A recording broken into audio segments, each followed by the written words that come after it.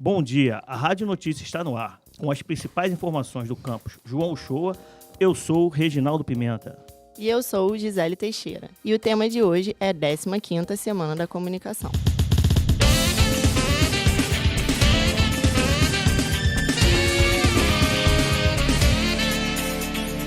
A 15ª Semana da Comunicação, organizada pela Agência Sapiens, aconteceu entre os dias 22 e 26 de outubro e teve como slogan o nome Mexidão. Com a proposta de misturar jornalismo, publicidade e cinema no mesmo evento, o Mexidão trouxe inúmeros palestrantes, oficinas e workshops que agregaram informação, conhecimento e técnica.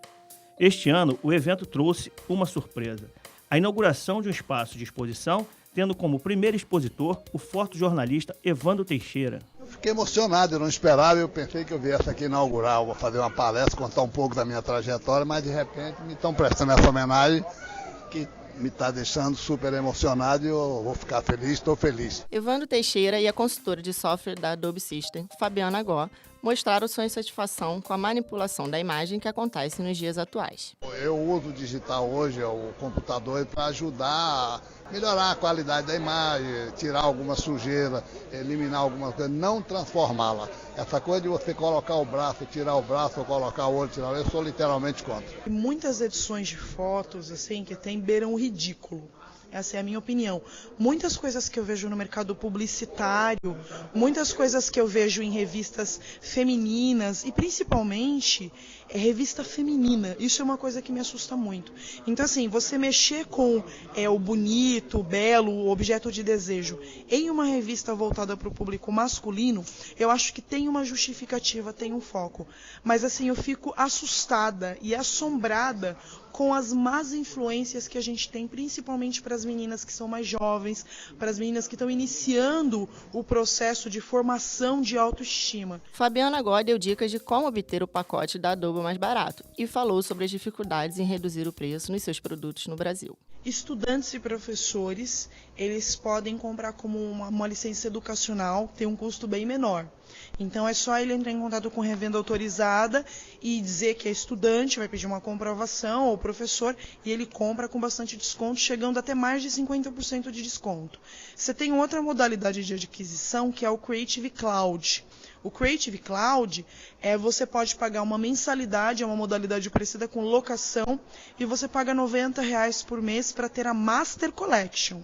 São todos os produtos da Adobe disponíveis para o seu computador. A Adobe sempre busca reduzir, de 2010 para 2011 teve uma redução considerável, mas o Brasil é um país que tem muitos impostos incluídos na importação de qualquer produto. Por exemplo, a versão em português ela é mais barata que a versão em inglês, mas o Brasil usa mais softwares em inglês do que em português. Então a carga tributária é maior, mas o brasileiro opta pela versão globalizada, que é a versão em inglês. Então existem muitas barreiras, mas as barreiras são muito mais barreiras que envolvem impostos e tributação do que outras barreiras. Então tem uma dificuldade aí que envolve o governo, né? A responsável pela comunicação corporativa da Vale do Rio Doce, Roberta Andrião, e o fotopublicitário Dani Borges discutiram sobre os atributos e diferenciais que os profissionais recém-formados devem ter para se manter no mercado e conquistar credibilidade na profissão. Eu acho que o principal atributo é interesse, é você estar buscando sempre conhecer mais e entender mais, não só de comunicação, mas também do negócio e do mercado. Então, ser uma pessoa interessada e aberta a diferentes experiências é um grande atributo. E ser capaz de fazer as conexões, né? Porque não basta você ter um grande texto ou ser super criativo para fazer uma campanha publicitária. Você precisa saber como que aquilo se relaciona com o mercado internacional, com o mercado local, com o negócio, no meu caso, de mineração, e com aquelas pessoas para quem você está se relacionando. Cabe a cada profissional procurar criar esse diferencial e proporcionar um bom serviço, né? E aí aquilo, estudar, horário, prazo, né, serviço, atendimento. Essas são coisas que não é novidade. Nenhuma empresa é bem sucedida sem prestar isso. Criar um bom serviço diferenciado com atendimento de primeira classe. Sem isso, nenhuma empresa vai para frente. Roberto Andrião acrescenta a necessidade da comunicação dentro das empresas para o crescimento delas. Desde empresas de pequeno porte até grandes empresas, elas têm percebido que a comunicação ela não é um luxo, uma coisa a mais a se ter. Quando tiver dinheiro, vamos fazer comunicação. Mas uma parte que faz parte, né, de um processo inerente a toda empresa. As empresas elas não existem sozinhas, elas precisam se comunicar, seja comunicar o seu produto ou comunicar a sua estratégia. Então, por isso a comunicação tem crescido cada vez mais nas empresas. O repórter esportivo da Sport TV, Marcelo Smigol, falou dos desafios que é realizar uma pauta. Eu acho que em muitos momentos você tem que usar o bom humor, você tem que ter cara de pau para você conseguir chegar em alguns lugares ou falar com certas pessoas. Isso é a premissa básica. Você tem que... É como se fosse uma missão mesmo. Você sai pra rua, tem que voltar com aquela pauta. Então você encontra muitas barreiras. Né? Aqui não pode, ali não pode passar, aqui não pode falar, ele não vai falar. Porque eu escuto de assistente sempre dizendo que ele não vai falar. Mas quem sabe que vai falar é o entrevistado, a pessoa. Às vezes para você ele fala. Então acho que tem que ter um pouco de resposta. Você não deve se contentar com um não. Você tem que buscar. Você tem seu objetivo, que é trazer a matéria, buscar informação. Você não deve desistir disso. E pontua como uma escola: o rádio, a televisão e a mídia impressa, sem esquecer de citar as diferenças entre elas. Acho que não tem a maior escola. O rádio é um bom começo, é mais fácil você entrar e o rádio te deixa muito esperto, porque o rádio você faz muito ao vivo, você é mais dinâmico. Televisão você já depende de outros componentes, você depende da equipe, da luz, do câmera, é um aparato mais complicado. E o jornal também é dinâmico, você é uma mídia impressa, uma internet, você vai lá e escreve, manda, tira foto, é mais fácil. Eu digo que é mais fácil do que os outros, depende mais de você, entendeu? Você consegue resolver mais sozinho. Já a diretora de arte da empresa W Macan, Letícia Mota, abordou a necessidade da integração entre a mídia impressa e online. Eu acho que o jornal e revista, como eles são hoje, eles precisam só se integrar um pouco mais com o digital, porque às vezes eles repetem o que está online, ou às vezes eles criam conteúdos que já não agradam mais o público novo. Eu acho que eles só precisam se readaptar. Existe um público muito grande para eles ainda, e existe na plataforma tradicional, né, na offline, uma oportunidade de você, às vezes, ser mais profundo do que, às vezes, sites e revistas online são. Letícia Mota ainda acrescenta a necessidade das mídias alternativas e enfatiza o trabalho de design bem realizado. Acho que o blog, independente do design, ele mostra uma visão, às vezes, pessoal e uma visão individual sobre conteúdos que você não vê nessas mídias mais gerais.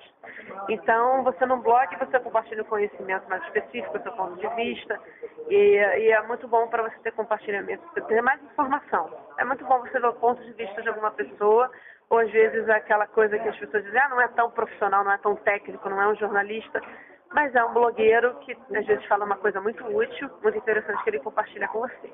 Agora falando sobre design, eu acho que a experiência do design, um design bem feito, ou de um blog, ou de um site, seja o que for, ele ajuda na navegação de conteúdo.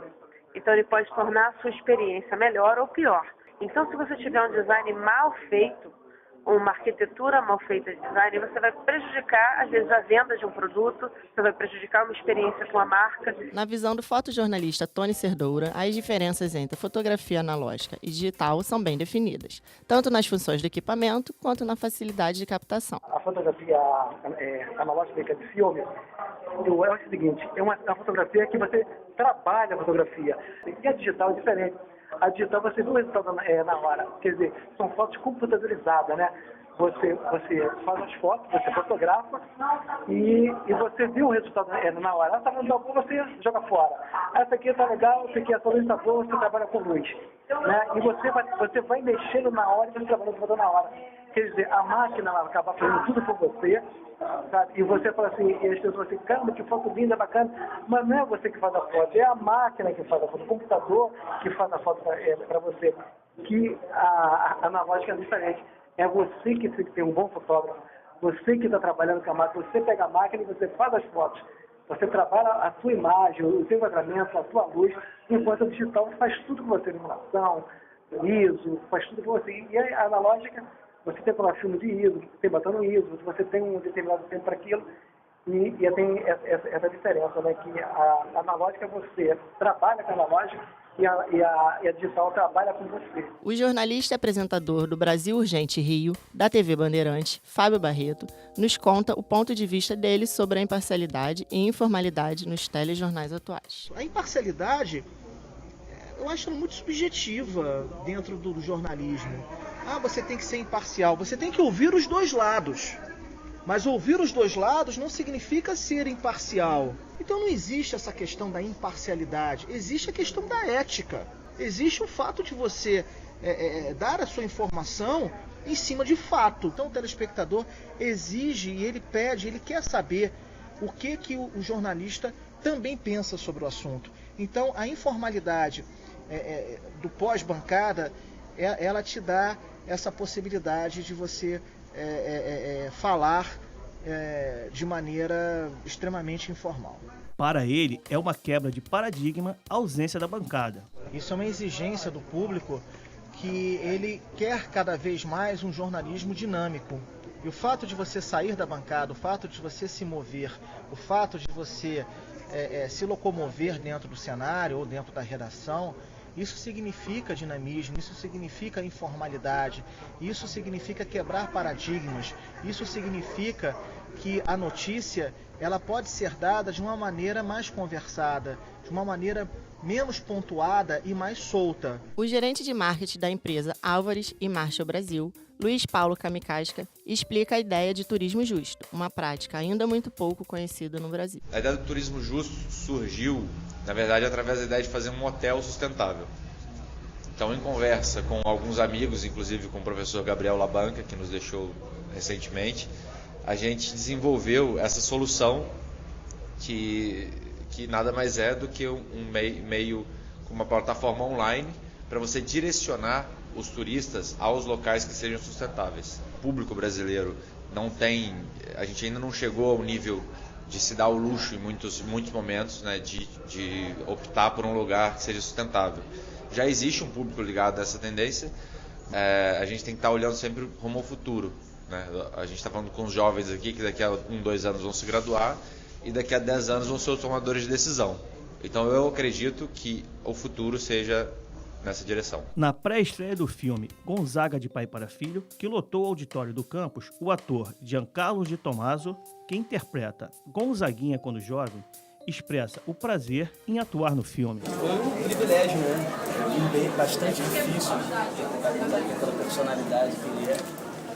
E foi muito trabalho, foi intenso, eu tive que trabalhar bastante, estudar bastante, ler bastante sobre a vida dele, frequentamos a casa dele de São Carlos e foi um prazer fazer esse filme de Gonzaga de Pai para Filho. O evento contou com a participação de outro cineasta, o produtor Carlsberg, que explica os motivos que o levaram a produzir o documentário Locus, que tem como pano de fundo a cidade alegre. Na época, a gente começou a conversar do Locus para, vamos dizer assim, fazer um vídeo menor, um vídeo de 5 minutos, uma homenagenzinha para os caras, né?